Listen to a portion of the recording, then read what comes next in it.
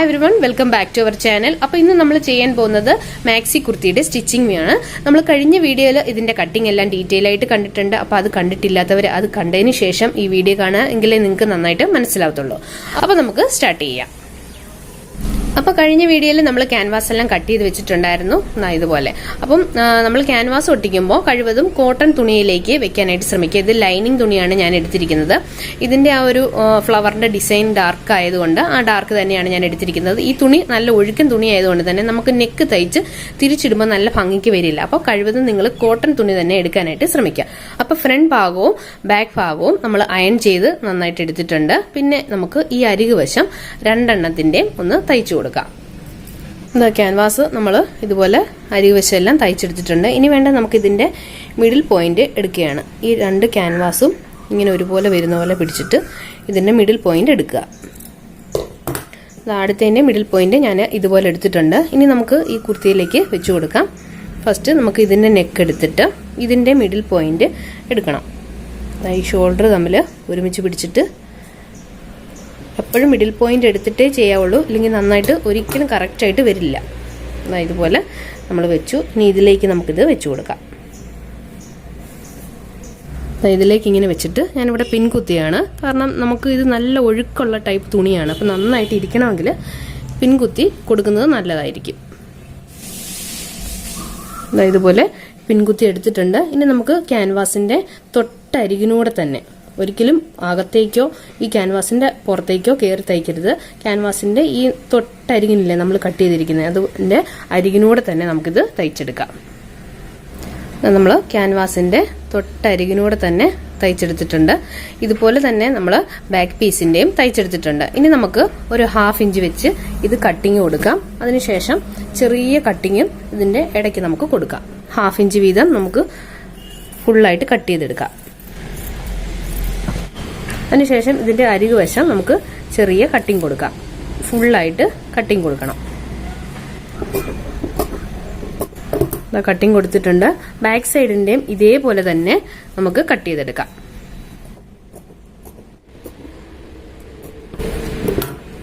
Front സൈഡും back സൈഡും നമ്മൾ ഇതുപോലെ കട്ടിങ് കൊടുത്തിട്ടുണ്ട്.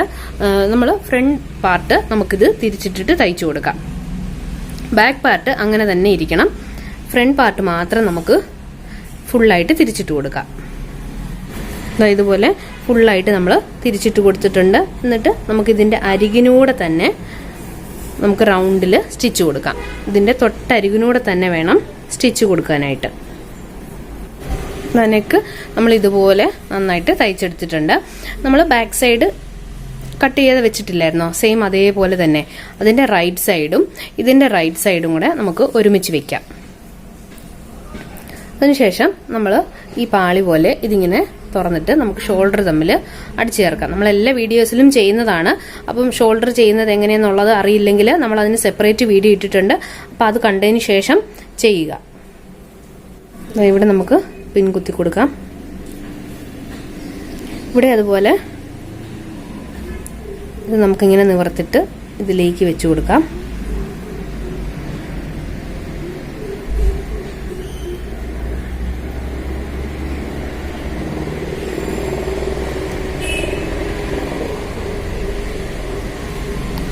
ഇനി നമുക്ക് ഈ രണ്ട് ഷോൾഡറും തയ്ച്ചെടുക്കാം. ഇതുപോലെ നമ്മൾ രണ്ടും 1/2 ഇഞ്ച് വീതം തയ്ച്ചെടുത്തിട്ടുണ്ട്. 2 സ്റ്റിച്ച് കൊടുക്കണം. 1/2 ഇഞ്ച് വീതം നമ്മൾ തയ്ച്ചെടുത്തിട്ടുണ്ട്. ഇനി നമുക്കിത് തിരിച്ചിട്ട് കൊടുക്കാം.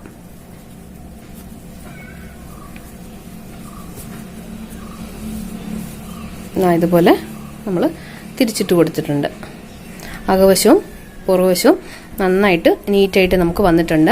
നമ്മൾ ഈ ഫ്രണ്ട് പാർട്ട് നമ്മൾ ചേർത്ത് അരികിനൂടെ തയ്ച്ചെടുത്തില്ലേ, അതേപോലെ തന്നെ ഇനി നമുക്ക് ഈ ബാക്ക് പാർട്ടും തയ്ച്ചെടുക്കാം. ഫ്രണ്ട് പാർട്ടും ബാക്ക് പാർട്ടും നമ്മൾ നെക്കിന്റെ അരികുവശം സ്റ്റിച്ച് ചെയ്തിട്ടുണ്ട്. ഇനി നമുക്ക് ഷോൾഡർ പിടിച്ചു നോക്കാം, നേരെയാണോ എന്ന്. ചെറിയ വേരിയേഷൻ ഉണ്ടെങ്കിൽ പോലും നമ്മളത് കട്ട് ചെയ്ത് കളയണം. ഇതില്ലെങ്കിൽ ഒരു കൈ ചെറുതും ഒരു കൈ വലുതും പോലെ ആയിപ്പോകും. അപ്പം അങ്ങനെ വരാതിരിക്കാൻ എപ്പോഴും ഷോൾഡർ കറക്റ്റ് ആണോ എന്ന് നോക്കണം. ചെറിയൊരു വേരിയേഷൻ ഉണ്ട്, അത് നമുക്ക് കട്ട് ചെയ്ത് മാറ്റാം. അപ്പോൾ താഴേക്കും വേരിയേഷൻ ചെറുതായിട്ടുണ്ടെങ്കിൽ അതുകൂടെ കട്ട് ചെയ്ത് മാറ്റിയേക്കണം.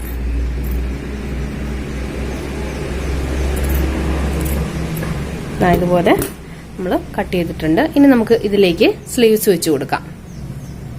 അപ്പോൾ ഇതിലേക്ക് നമുക്ക് സ്ലീവ്സ് വെച്ച് കൊടുക്കണം. അതിനായിട്ട് സ്ലീവ്സിന്റെ മേൽഭാഗം നമുക്ക് ഒന്ന് തയ്ക്കണം. അതിനുശേഷം പതിച്ച് തയ്ക്കുകയും കൂടെ വേണം. ഇതുപോലെ 2 പീസായിട്ടാണ് ഇരിക്കുന്നത്. അപ്പം നമുക്ക് മേൽഭാഗം ഇങ്ങനെ ചേർത്ത് തയ്ച്ചു കൊടുക്കാം. നിങ്ങൾക്ക് ഫോൾഡ് ആയിട്ട് ഇരിക്കുകയാണെങ്കിൽ കുഴപ്പമില്ല, അല്ലാതെ തന്നെ ചേർത്ത് ഈ താഴ്വശം മാത്രം മടക്കി അടിച്ചിട്ട് ചേർത്ത് തയ്ച്ചാൽ മതി. എൻ്റെ ഇങ്ങനെ 2ആയിട്ട് ഇവിടെ കട്ടിങ് വന്നതുകൊണ്ടാണ് ഞാനിവിടെ ചേർത്ത് തയ്ക്കുന്നത്. അപ്പം നമുക്കിത് തയ്ച്ചു കൊടുക്കാം. സ്ലീവ്സ് നമ്മൾ ഒരുമിച്ച് ചേർത്ത് തയ്ച്ചെടുത്ത് നമ്മൾ പതിച്ചടിച്ചിട്ടുണ്ട്. പതിച്ചടിക്കുന്നത് ഞാൻ ഈ ബാക്കിലേക്ക് നമ്മൾ സ്ലീവ് വരത്തില്ലേ, ആ ഒരു ഭാഗത്തേക്കാണ് ഇത് പതിച്ചടിച്ചിരിക്കുന്നത്. അതുപോലെ ഇങ്ങേ വശത്തെ സ്ലീവ്സും തിരിച്ചതുപോലെ ബാക്കിലേക്ക് വരുന്ന പോലെയാണ് ഞാൻ അടിച്ചിരിക്കുന്നത്. ജസ്റ്റ് നമുക്ക് ഈ തയ്യലൊന്നും കാണാത്ത രീതിയിൽ നമ്മൾ കയ്യിൽ ഇങ്ങനെ ഇടുമ്പോൾ ബാക്ക് സൈഡിലേക്ക് ഇങ്ങനെ വന്ന് നിൽക്കും. അങ്ങനെ ഇത് രണ്ടും നമ്മൾ ചേർത്ത് തയ്ച്ചു. താഴ്വശവും നമ്മൾ ചേർത്ത് തയ്ച്ചെടുത്തിട്ടുണ്ട്. ഇനി നമുക്ക് സ്ലീവ് ഇതിലേക്ക് വെച്ചു കൊടുക്കാം.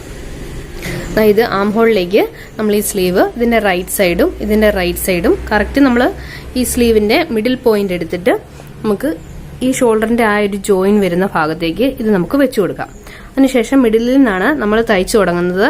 അവിടുന്ന് തയ്ച്ച് നമ്മൾ ഇവിടെ കൊണ്ടുവന്ന് നിർത്തുന്നു. അതിനുശേഷം വീണ്ടും ഇവിടുന്ന് തയ്ച്ച് നമ്മൾ ഇങ്ങേ അറ്റത്ത് വരെ കൊണ്ടു നിർത്തുന്നു. 2ാമത്തെ സ്റ്റിച്ച്.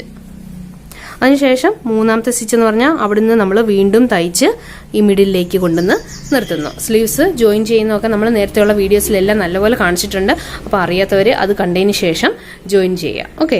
അപ്പം നമുക്ക് ശ്രദ്ധിക്കേണ്ട ഒരു കാര്യം എന്ന് പറഞ്ഞാൽ നമ്മൾ നടുക്കൂന്ന് തന്നെ തയ്ച്ച് ഇങ്ങേ വശത്തേക്കും അങ്ങോട്ടും പോയി തിരിച്ച് നമ്മൾ നടുക്കോട്ട് വന്ന് നിർത്തുക. ഒരിക്കലും സൈഡിൽ നിന്ന് തയ്ച്ച് ഇങ്ങേ സൈഡിലേക്ക് വരാനായിട്ട് ശ്രമിക്കരുത്. ഒരിക്കലും സ്ലീവ്സ് അങ്ങനെ തയ്ച്ചാൽ ശരിയാവില്ല. അപ്പം നമുക്കിത് തയ്ച്ചു കൊടുക്കാം. ഇതുപോലെ നമ്മൾ 2 വശത്തും സ്ലീവ്സ് ചേർത്ത് തയ്ച്ചെടുത്തിട്ടുണ്ട്. ഇനി നമുക്ക് ഷേപ്പ് ചെയ്ത് കൊടുക്കാം. അപ്പോൾ ഷേപ്പ് ചെയ്യുന്നത് വളരെ ഈസിയാണ്. മേളിൽ നിന്ന് നമ്മൾ ഈ ഷേപ്പിന്റെ ഈ ഒരു ഷേപ്പ് ലെങ്തിന്റെ ആ വണ്ണത്തിന്റെ അവിടെ വെച്ച് ഷേപ്പ് ചെയ്തിട്ട് നേരെ താഴേക്ക് ആ എൻഡ് വരെ അങ്ങ് തയ്ച്ചെടുത്താൽ മാത്രം മതി. അപ്പം നമുക്ക് അതെങ്ങനെ ചെയ്യുന്നതെന്ന് നോക്കാം. ഫസ്റ്റ് നമുക്ക് ഇതിന്റെ മിഡിൽ ഭാഗം എടുക്കാം. ഇവിടുന്ന് ഇങ്ങനെ അറ്റം വരെ എടുത്തിട്ട് ഇതിന്റെ മിഡിൽ ഭാഗം നമുക്ക് എടുക്കാം. ഇതാണ് ഇതിന്റെ മിഡിൽ ഭാഗം. നമുക്ക് ഇങ്ങോട്ടേക്ക് 9.5 ആണ് അടയാളപ്പെടുത്തേണ്ടത്. ഇവിടെ 9.5 കൊടുക്കുകയാണ്. ഇങ്ങേ വശത്തേക്കും നമുക്ക് 9.5 കൊടുക്കാം. അപ്പം ഞാൻ 2 വശത്തും പിൻ കുത്തി വെച്ചിട്ടുണ്ട്, തുണി തെന്നി പോകാതിരിക്കാൻ. ഇല്ലെങ്കിൽ നമ്മൾ തയ്ക്കാൻ എടുക്കുമ്പോഴത്തേക്കും ഉണ്ടല്ലോ തുണി നന്നായിട്ട് തെന്നിപ്പോകും. അതുകൊണ്ട് എല്ലാ ഭാഗവും നമുക്ക് കഴിവതും പിൻകുത്തി തന്നെ വെക്കുകയാണെങ്കിൽ നന്നായിട്ട് നമുക്ക് എടുക്കാൻ പറ്റും. ഇനി അടുത്ത് നമുക്ക് ലെങ്ത് നോക്കാം. ഷേപ്പ് ലെങ്ത് നമുക്ക് 12 ആണ്. 2 വശത്തും നമ്മൾ ഷേപ്പ് ലെങ്ത് 12 എടുത്തു കൊടുക്കുകയാണ്. ഇനി നമുക്ക് ഇതിന്റെ മിഡിൽ പോയിന്റ് നോക്കാം. ഇവിടാണ് ഇതിന്റെ മിഡിൽ പോയിന്റ്. അതിനുശേഷം ഇവിടേക്ക് നമുക്ക് 7.5 അടയാളപ്പെടുത്തി കൊടുക്കാം. ഇങ്ങേ വശത്തേക്ക് നമുക്ക് 7.5 കൊടുക്കാം. നമുക്ക് മേളിൽ നിന്ന് താഴേക്ക് യോജിപ്പിക്കാം. ഇവിടെ നിന്നും നമുക്ക് ഈ ഷേപ്പിന്റെ ഇവിടേക്ക് യോജിപ്പിക്കാം. 2 ഭാഗവും നമ്മളിങ്ങനെ യോജിപ്പിച്ചെടുത്തിട്ടുണ്ട്. സ്ലീവ്സിന്റെ വണ്ണം നമുക്ക് എടുക്കാം. ഇവിടുന്ന് ഞാൻ പിൻകുത്തി വെച്ചിട്ടുണ്ട്. അപ്പോൾ ഇവിടുന്ന് മേളിൽ നിന്ന് നമ്മൾ 5 ആണ്.